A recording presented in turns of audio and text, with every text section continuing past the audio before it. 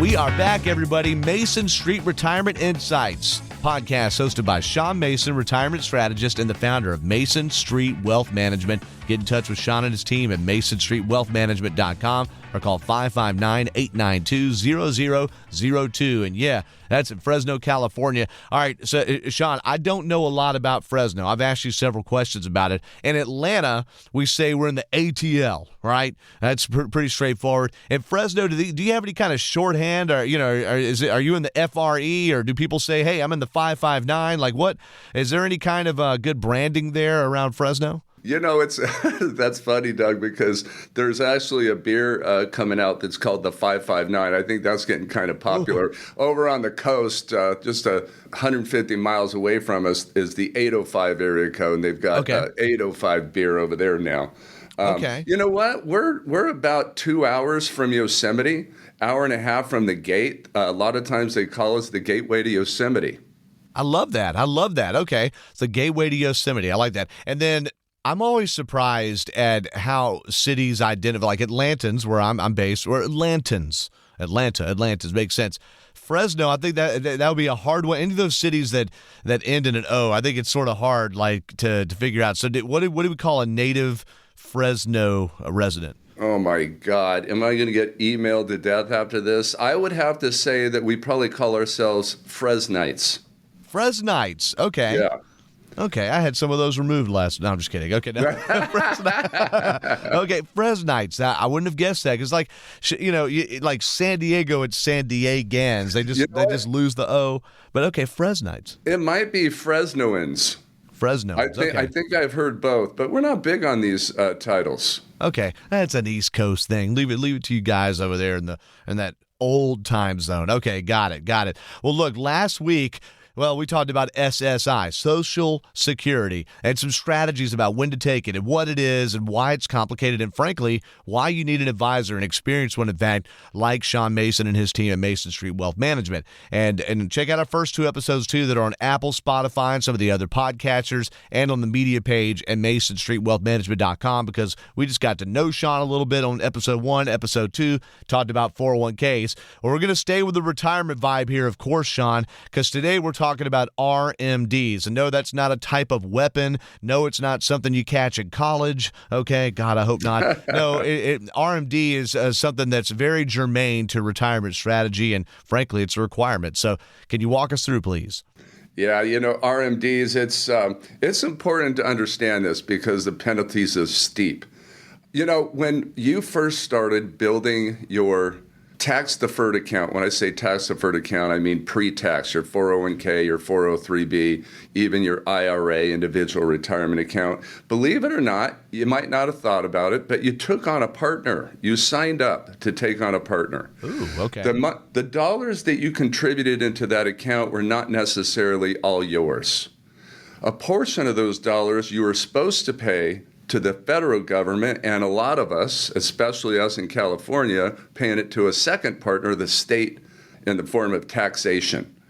And so you have these two partners. These partners eventually want their money. And the way they get their money is when you take a withdrawal from that account, you pay full ordinary tax on that withdrawal. You send that money to the federal government, and if you're in an income tax state, you send part of it to the state.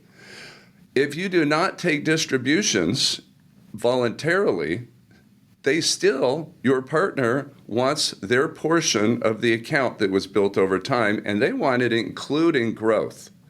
And so, again, the only way for them to get it is for you to take withdrawals. So they're going to force you to take those withdrawals, and they call them required minimum distributions. Gotcha. And now there is a specified time, and it seems like to be a moving target for these required minimum distributions. So basically, you didn't get taxed all these years you held that, say, 401k. Now you reach a certain age, you've got to start taking the money out so then you can get taxed on it at the income tax rate. It's not a special tax rate, right? When are these parameters? When do people start to get dinged for this? People come in and everybody is confused because that has changed a couple times over the last, recent years. People still think, age 70, I have to get started. It's not. It's now started to the age that you have to start taking RMDs is age 72. If you turned age 72 after December 31st of 2022, you will be mandated to start taking RMDs at age 73, or the year that you turn age 73. There's another age to consider, though. By the way, it's the IRS, so everything has to be complicated. Nothing can be simple, right? But if you're going to turn 74 after December 31st of 2033, then your start year is the year that you turn age 75. Okay, got it. So it's 73 right now. Yes. But it's going to graduate eventually to 75. That's right. As far as the ages are, right? And, I mean, we're good. Look, that could be deep into retirement for some people. So, I mean, Sean, when you encounter people, do a lot of people start drawing on these accounts earlier, or do they maybe draw from other accounts that don't have RMDs first and then wait until age 73, 75, whatever it is, to start drawing from them to kind of space out their income? Like, what are some of the strategies that people employ here? Is it better to wait until RMD time even? It's such a great question, and Doug, you've heard me say so many times that this retirement planning, it's a puzzle. And each of these questions that you're asking are a piece of the puzzle, and it's so important to understand that each piece of the puzzle is affecting other pieces of the puzzle. So you can't really just come up with an answer specifically for that question because it depends on the situation, and there's lots of scenarios to where the answer to that question is going to change. I see. Okay, well, and that makes sense. That does. It really depends on the person, and that's why we don't offer just this blanket advice. Hey, every single person that's 69 years old, you got to do this. Like, it's really, hey, you got to meet with an advisor, meet with Sean, and start formulating the plan that best makes sense for you. Now, you mentioned right at the beginning of this discussion that there are penalties if you don't do RMDs the right way. So, what are the penalties and what are the deadlines so someone doesn't get caught? That's true, and you've got to know them. The good news is the penalty has actually been reduced, but it's still the steepest penalty that there is in the IRS code.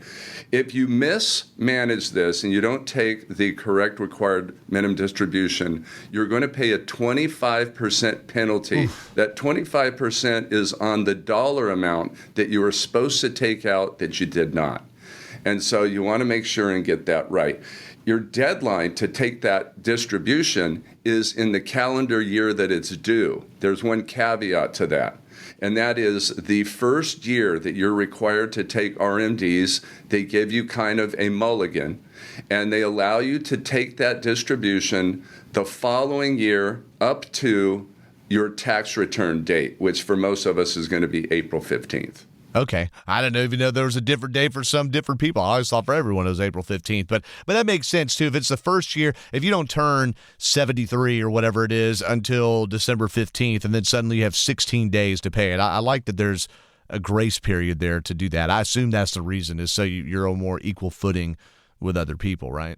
Yeah, they just want to give you an opportunity. They know that it's new for a lot of people, and if you're not getting consultation on it, it's easy to make a mistake, and because the penalty is so steep. And one more question, too. You don't recommend people all waiting until like December 15th to pay this. I mean, you could pay it any time during the year. Is there a time more opportune than others to do it? Can you spread that distribution out over the year so you're getting it in a more even way? I mean, how do you recommend people actually begin taking the distributions once that time comes? For some people, this required minimum distribution is irrelevant because if you're taking distributions to supplement maybe your Social Security and a pension, and that distribution that you're already taking, that maybe monthly withdrawal that you're taking out of those tax-deferred accounts, that could suffice the RMD alone, and you will never have to worry about it. It's those people that aren't necessarily taking those distributions that they have to worry about that required minimum distribution minimum. Gotcha. Okay, and that makes sense. I know there's some other caveats too that we won't get into today, like the qualified charitable distribution, where you could donate to something and avoid paying a tax, and there's just other ways to look at that. So that being said, just like with Social Security on our last episode, there are so many ups, downs, ins, outs, and what have you, Sean. If somebody wants to have a conversation with a professional, with someone who's looked at this for a long time, with someone that deals with the full shop of retirement, okay, your one-stop shop, right? How do they get in touch with you? What do you suggest they do? That's a really good point, and I think it's really important. Give us a call, talk to one of the team members. They'll get us set up with a convenient time, whether it's a short phone call, whether we just jump on a screen share. I really like when you come into the office, I like to meet with you face-to-face. But you just mentioned, Doug, there's a lot of strategies that we can utilize to mitigate that required minimum distribution. But we've got to get a full picture. We've got to understand everything that's going on if we're going to be successful. And so come in, have that discussion. Yeah, definitely do that. Go to masonstreetwealthmanagement.com. Call 559-892-0002 and start talking to Sean Mason's team over there, and they'll get you fixed up and just start having that talk. And especially if you're right on the edge of the retirement, especially if you have $500,000 or more in assets that you're trying to figure out what to do with, you don't want to be sitting there with a tax bomb and get surprised by it. Okay, there are strategies to work around that, or at least to brace for that too. So Sean, thanks for explaining this today. And although this is one of the basic tenets of retirement, it's something that frankly, I hadn't heard of until I started talking to people like you. So thank you for helping us out. Yeah, for sure, Doug. And, a note to our listeners, that required minimum distribution can affect taxation on other parts of your income, especially Social Security. And so you got to be really careful. Understand that taxation on Social Security is absolutely dependent on distributions from your accounts. And when you start being required to take distributions from your accounts, that could certainly affect the taxation of your Social Security. Gosh, that's a great point. Yeah, it's a great way to leave off with that. So again, we just keep mentioning there's so much minutia, so many complications. You don't want to do this on your own. At very least, get a second opinion. Don't try to use Chat GPT or something to only figure out how to handle RMDs, if that's enough initials for you. Again, masonstreetwealthmanagement.com or 559-892-0002. Well, Sean, thanks for walking us through this. I would say that's even more complicated than trying to figure out what to call a Fresno resident. All right, so thank you very much for helping us get at least the beginning skinning on RMD, sir. Yeah, thanks for hosting us here, Doug, and it's been great communicating with the community. Love it. Yeah, we're thankful to all of our listeners here of this still brand new Mason Street Retirement Insights podcast. Also very thankful for Daniel Salerson for combing through this, making sure it's polished up pretty and ready to publish and out into the public. If you heard something that you think people in your circle need to know, be sure and send them the link, all right? Hide it under a bushel. No, let it shine. Let them know about it. Send it out and make sure people know, and subscribe yourself so you get notifications on your phone or computer or wherever of when the new episodes come out. He is Sean Mason, retirement strategist and founder of Mason Street Wealth Management. I'm your co-host, Doug Turnbull, and we'll have another episode coming your way sooner than later. Take care.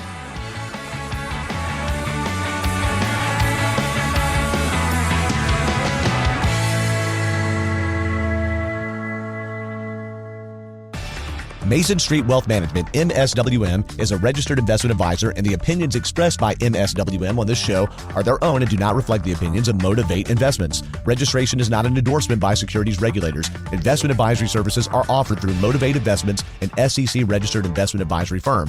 All statements and opinions expressed are based upon information considered reliable, although it should not be relied upon as such. Any statements or opinions are subject to change without notice. The information presented is for educational purposes only and does not intend to make an offer or solicitation for the sale or purchase of any specific securities, investments, or investment strategies. Investments involve risk and, unless otherwise stated, are not guaranteed. Information expressed does not take into account your specific situation or objectives and is not intended as recommendations appropriate for any individual. Listeners are encouraged to seek advice from a qualified tax, legal, or investment advisor to determine whether any information presented may be suitable for their specific situation. Past performance is not indicative of future performance. By contacting us, you may be provided with information about insurance products, including annuities, offered through Sean A. Mason, California, Insurance license number 0B54860. The firms are separate entities. Annuity guarantees rely on the financial strength and claims paying ability of the issuing insurance company and are not offered by Motivate Investments. Read your contract for restrictions, limitations, or penalties. MSWM is not licensed in all 50 states. To find out if MSWM is licensed in your state, please call 559-892-0002.